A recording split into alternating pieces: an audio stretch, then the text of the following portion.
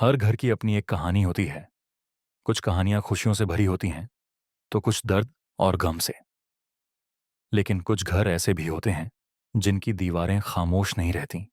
वो आवाज करती हैं, खुरचती हैं और आपको याद दिलाती हैं कि शायद आप अकेले नहीं हैं।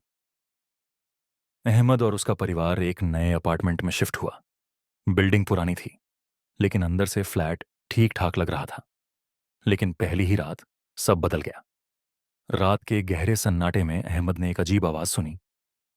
कर कर, जैसे कोई दीवार को अंदर से खुरच रहा हो। उसने सोचा शायद चूहा होगा, लेकिन अगली रात वही आवाज और ज्यादा तेज हो गई। अब सिर्फ एक कोने से नहीं, पूरी दीवार के अंदर से।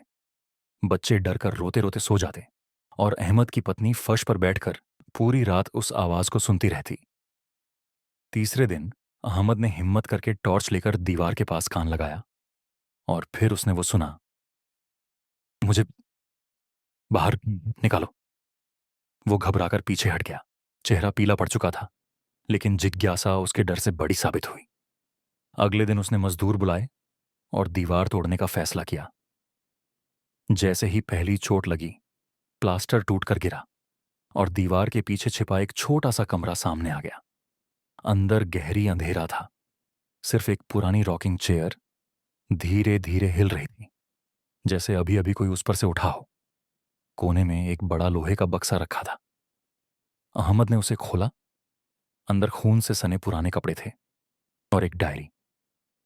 डायरी के पन्ने चिपके हुए थे, लेकिन कुछ शब्द साफ पढ़े जा सकते थे।